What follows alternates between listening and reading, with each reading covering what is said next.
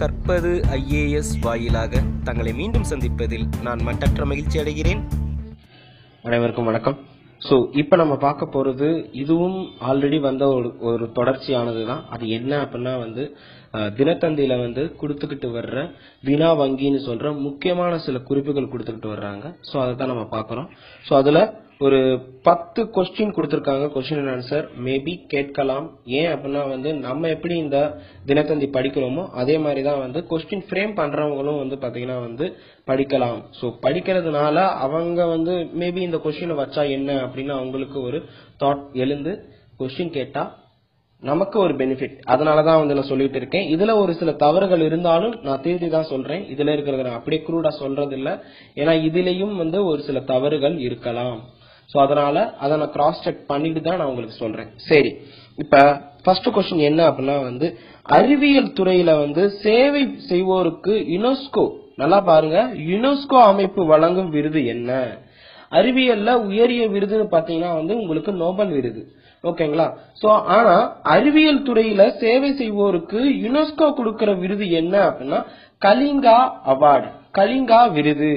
இரண்டாவது கேள்வி, தமிழின் முதல் உரைநடை பரமார்த்த குரு இந்த கதையை எழுதியது யார் அப்படின்னு கேட்டா ஆன்சர் வீரமா முனிவர். ரொம்ப ரொம்ப ஃபேமஸ் ஆனது. நிறைய தடவை தமிழ் ஆப்ஷனல்லயே இந்த கொஸ்டின் கேட்டிருக்காங்க. சோ நெக்ஸ்ட் பாத்தீங்க அப்படின்னா பயோடீசல் எந்த தாவரத்தில் இருந்து பெறப்படுகிறது? பயோடீசல் எந்த தாவரத்தில் இருந்து பெறப்படுகிறது? ஜட்ரோஃபா, ஜட்ரோஃபா. இதற்கான விடையெல்லாம் நான் அடுத்து கடைசியில நான் உங்களுக்கு காமிக்கிறேன். ஜட்ரோஃபா. அமைதிக்காக இந்தியா வழங்கும் உயரிய விருது எது? ரொம்ப முக்கியம். உலகத்திலேயே அமைதிக்கான மிக உயரிய விருது நோபல் பரிசு, நோபல் பிரைஸ் ஃபார் பீஸ். அது இருக்கு. அதே மாதிரிதான் பாத்தீங்கன்னா இந்தியாவில இருந்து சார்பா கொடுக்கிற மிக உயரிய விருது இது. ஓகேங்களா? சோ இது பாத்தீங்கன்னா இந்தியர்களுக்கு மட்டுமல்லாம உலக லெவல்ல யார் யாரெல்லாம் பீஸ்க்காக கான்ட்ரிபியூட் பண்றாங்களோ அவங்க எல்லாத்துக்கும் கொடுக்கறாங்க. சோ ரொம்ப மிக உயரிய விருது என்ன அப்படின்னா அகிம்சையை கடைபிடித்து வந்த நம்ம பாரத தந்தை தேசப்பிதா அப்படின்னு சொல்ற மகாத்மா காந்தியுடைய அமைதி பரிசு. இதனுடைய தொகை பாத்தீங்க அப்படின்னா 1 கோடி ரூபாய், 10 மில்லியன் அப்படின்னு சொல்லுவாங்க. 1 crore ரூபி பாத்தீங்கன்னா இதோடைய பிரைஸ் மதிப்பு. சோ இது பாத்தீங்கன்னா சமீபத்துல யாருக்கு இது வழங்கப்பட்டது அப்படின்னா இஸ்ரோ அமைப்புக்கு வழங்கப்பட்டிருக்கு, இஸ்ரோ அமைப்புக்கு வழங்கப்பட்டுள்ளது. ஓகேங்களா? சோ அதே மாதிரி பாத்தீங்க அப்படின்னா தங்கம். ஓகேங்களா? சோ இப்ப ஆபரணம் செய்யறாங்க. அதுல தங்கத்தோட எதை சேர்ப்பாங்க அப்படின்னா காப்பரை சேர்ப்பாங்க. தங்கத்தோட காப்பரை சேர்ப்பாங்க. ஆனா தங்கத்தோட இரும்பு சேர்ந்த கலவை எப்படி அழைக்கப்படுகிறது அப்படின்னா அதுக்கு ஆன்சர் நீல தங்கம். கேட்கலாம். ரொம்ப ரொம்ப ரொம்ப ரொம்ப இம்பார்ட்டன்ட். நீல தங்கம்னா என்ன? எதுவும் சேர்ந்தது நீல தங்கம். தங்கம் மற்றும் இரும்பு. அமெரிக்க ஜனாதிபதி ரூஸ்வெல்ட், இது இவர் ரொம்ப ரொம்ப ஃபேமஸ். ரூஸ்வெல்ட் தெரியாதவங்களும் இருக்க மாட்டாங்க. வேர்ல்ட் வார் அப்பவும் பாத்தீங்கன்னா ஒரு முக்கியமான ஒரு குரூசியல் ரோல் இவருக்கு இருக்கும். சோ ரூஸ்வெல்ட் எழுதிய முதல் புத்தகம் எது அப்படின்னு ஒரு கேள்வி கொடுத்திருக்காங்க. தி நேவல் வார் ஆஃப் 1812, 1812. ஓகேங்களா? சோ அடுத்தது சபேசன் காப்பி. நம்ம 10th படிக்கும் போது சபேசன் காப்பி, நடேசன் காப்பி அப்படின்னு ஒரு நாவல் நம்ம படிச்சிருப்போம். நம்ம துணைப்பாடத்துல வரும். சோ அது எழுதுனது யார் அப்படின்னு கேட்டிருக்காங்க. சபேசன் காப்பியின் கதையின் ஆசிரியர் ராஜாஜி. ஓகேங்களா? ராஜாஜி. அதே மாதிரி அடுத்தது ஒலிம்பிக். இப்ப காமன்வெல்த் போயிட்டு இருக்கு. சோ அதனால காமன்வெல்த் தொடர்பா ஒலிம்பிக் போட்டி பத்தியும் ஏதாவது கேள்விகள் கேட்கலாம். ஒலிம்பிக் போட்டியில் அதிக பதக்கம் வென்ற 2வது நாடு. நல்ல கொஸ்டின், நல்லா வாசிக்கணும். 2வது நாடுன்னு கேட்டிருக்கான். 2வது நாடுனா ரஷ்யா. முதல் நாடு அப்படின்னா அமெரிக்கா. அடுத்தது ஒளி மின் விளைவை கண்டறிந்தவர் யார்? போட்டோ எலக்ட்ரிக் எஃபெக்ட் அப்படின்னு இங்கிலீஷ்ல சொல்லுவாங்க. ஒளி மின் விளைவை கண்டறிந்தவர் யார்? உங்களுக்கு ஆன்சர் ஆல்பர்ட் ஐன்ஸ்டீன் கொடுத்திருக்காங்க. நான் கீழே பாத்தீங்க அப்படின்னா ஆன்சர் இருக்கு. ஆல்பர்ட் ஐன்ஸ்டீன் கொடுத்திருக்காங்க. 9வது கேள்விக்கான விடை ஒளி மின் விளைவை கண்டறிந்தவர் ஆல்பர்ட் ஐன்ஸ்டீன் கொடுத்திருக்காங்க. அது கிடையாது.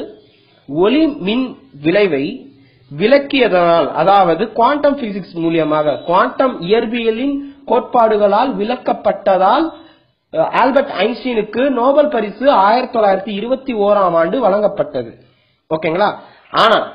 ஆனா இந்த ஒளி மின் விளைவை கண்டறிந்தது யார் அப்படின்னா 1887 பாத்தீங்கன்னா ஹைன்ரிக் எர்சட் அப்படிங்கிற ஒருத்தர் தான் கண்டுபிடிச்சிருக்காரு. இதனால இத 1887 எர்சின் விளைவு அப்படின்னு தான் சொல்லுவாங்க. ஆனா 1921 குவாண்டம் பிசிக்ஸ் மூலமா போட்டோ எலக்ட்ரிக் எஃபெக்ட்னா என்ன அப்படின்னு விளக்கியதற்காக இவருக்கு, அதாவது ஆல்பர்ட் ஐன்ஸ்டீனுக்கு பாத்தீங்கன்னா நோபல் பரிசு வழங்கப்பட்டுள்ளது. சோ ரொம்ப முக்கியம். ஏன்னா இப்ப இங்க தவறுதலா கொடுத்திருக்காங்க. சோ மேபி கொஸ்டின் கேட்கலாம். ஓகேங்களா. ஷெர்லாக் ஹோம்ஸ் இது ரொம்ப ரொம்ப முக்கியம். ஏன்னா நிறைய பேர் பார்த்துட்டு இருப்பீங்க. ஷெர்லாக் ஹோம்ஸ் கதை, நாவல்கள் மற்றும் திரைப்படமும் பார்த்திருப்பீங்க. அதே மாதிரி சில டிராமா, அதாவது சீரியலும் இது வந்துகிட்டு தான் இருக்கு. இந்த கதாபாத்திரத்தை உருவாக்கியவர் யார் அப்படின்னா ஆர்தர் கானன் டாய்லி. ஆர்தர் கானன் டாய்லி இவர் தான் ஷெர்லாக் ஹோம்ஸ் கதாபாத்திரத்தை உருவாக்கியவர். ரொம்ப ரொம்ப துப்பறியும் சாம்பு அப்படின்னு நம்ம தமிழ்நாட்டிலயும் சரி, நிறைய இடத்துல ஜேம்ஸ் பாண்ட் இந்த மாதிரி எல்லாம் துப்பறியறதுக்காக, இன்வெஸ்டிகேட் பண்றதுக்காக ரொம்ப ஃபேமஸான இருக்கிற சில பர்சனாலிட்டிஸ்ல, சில கதாபாத்திர கேரக்டர்ஸ்ல இந்த ஷெர்லாக் ஹோமும் ஒண்ணு. ஓகேங்களா. சோ ரொம்ப கேட்கலாம். சோ போட்டோ எலக்ட்ரிக் எஃபெக்ட்னா ஒண்ணுமே கிடையாது.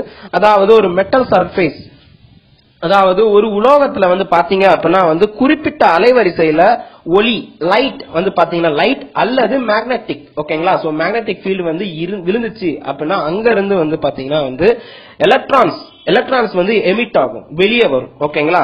சோ அதத்தான் போட்டோ எலக்ட்ரிக் எஃபெக்ட்னு சொல்றாங்க. அப்ப வெளியே வர்ற எலக்ட்ரான்ஸ போட்டோ எலக்ட்ரிக் கரண்ட் மூலியமா வெளியே வர்ற எலக்ட்ரான்ஸ பாத்தீங்கன்னா போட்டோ எலக்ட்ரான்ஸ் அப்படின்னு சொல்லுவாங்க. போட்டோ எலக்ட்ரிக் கரண்ட் மூலியமா வெளியே வர்ற எமிட் ஆற எலக்ட்ரான்ஸ் போட்டோ எலக்ட்ரான்ஸ் சொல்லுவாங்க. இதுக்கான அப்ளிகேஷன்ஸ் எல்லாம் நிறைய இருக்கு. சோ அத பத்தி நம்ம சயின்ஸ் வரும்போது நம்ம ஃபுல்லா பார்க்கலாம். இப்ப நம்ம பாக்குறது ஜஸ்ட் ஒரு டிட்பிட் மாதிரி தான். தந்தி பத்தி நம்ம பாத்துக்கிட்டு இருக்கோம். தந்தியில கொடுத்த சில ஜிகேஸ் பாத்துக்கிட்டு. நெக்ஸ்ட் சேம் தந்தியில பாத்தீங்கன்னா விளையாட்டு தகவல்கள் அப்படின்னு ஒண்ணு கொடுத்திருக்காங்க. அது என்ன அப்படின்னா டேபிள் டென்னிஸ் நீங்க பாத்திருப்பீங்க.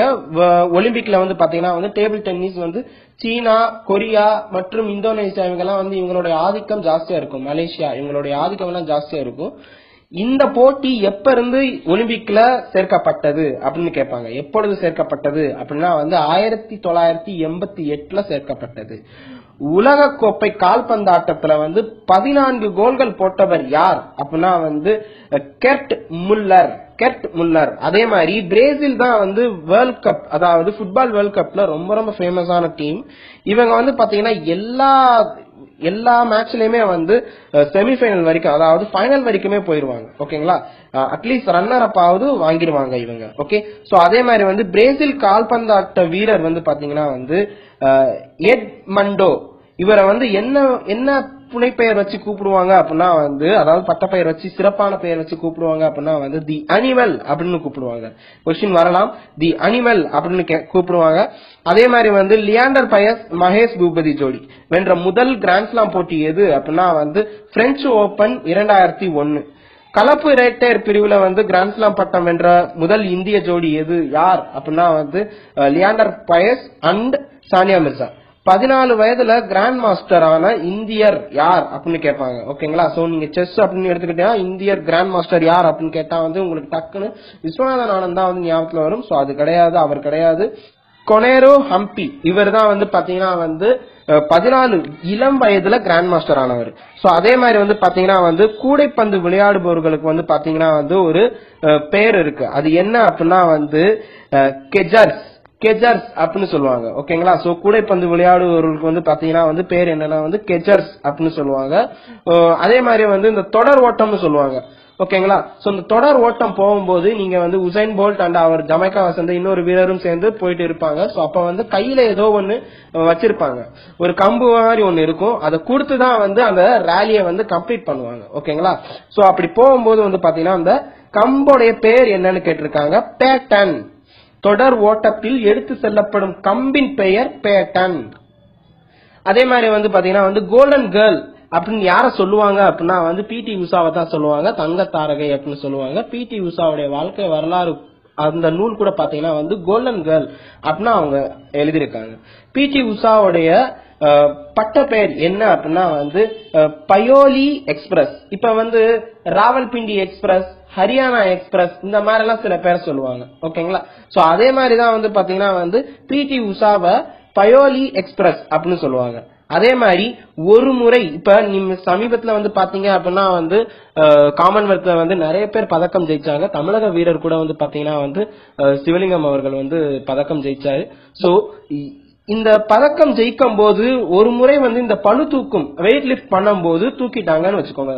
அதாவது வெற்றிகரமாக தூக்கி விட்டால் அடுத்த முறை பாத்தீங்கன்னா வந்து 2.5 கிலோவை வந்து எக்ஸ்ட்ராவா சேர்ப்பாங்க. ஓகேங்களா? சோ இந்த இது கேட்கலாம், 2.5 கிலோவை வந்து எக்ஸ்ட்ராவா சேர்ப்பாங்க. அதே மாதிரி வந்து உலகக்கோப்பை கால்பந்தாட்டத்துல அனைத்து இறுதி போட்டியிலும் விளையாடிய ஒரே நாடு பிரேசில். இது ஏற்கனவே சொன்னதுதான். சோ அடுத்தது வந்து பாத்தீங்கன்னா வந்து லியாண்டர் பயஸோடைய தந்தை, லியாண்டர் பயஸ் வந்து ஒரு டென்னிஸ் வீரர். லியாண்டர் பயஸோடைய தந்தை வியாஸ் பயஸ், இவர் வந்து பாத்தீங்கன்னா ஒரு சிறந்த ஹாக்கி வீரர். ஓகேங்களா? சோ அதே மாதிரி வந்து ஹாலிவுட் நடிகர் ரசல் குரோ வந்து பாத்தீங்கன்னா ஒரு பேஸ்பால் வீரர்.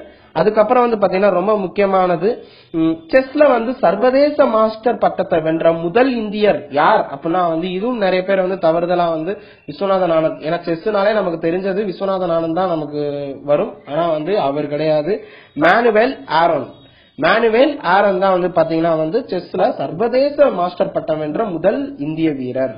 ஓகே, சோ இந்த டீடைல்ஸ் எல்லாம் வந்து தந்தி நியூஸ் பேப்பர்ல இருந்து கலெக்ட் பண்ணது. சோ ஏற்கனவே வந்து நான் இந்த சீரீஸ் நான் ஏற்கனவே ரொம்ப நாளுக்கு முன்னாடி குரூப் 4 கொடுத்துட்டு வந்தேன். இப்பயே நான் இது கொடுத்துக்கிட்டு இருக்கேன். ஏன் அப்படின்னா வந்து ஏதாவது ஒரு காலகட்டத்துல இது ஹெல்ப்ஃபுல்லா இருக்குங்கிறதுனால. ஓகேங்களா? So thank you. இது உங்களுக்கு பிடிச்சிருக்கும்னு நினைக்கிறேன். பிடிச்சிருந்துச்சுன்னா லைக் அண்ட் ஷேர், சப்ஸ்கிரைப் பண்ணுங்க. நன்றி, வணக்கம். கற்பது IAS, கற்பிப்பது நாங்கள் அல்ல.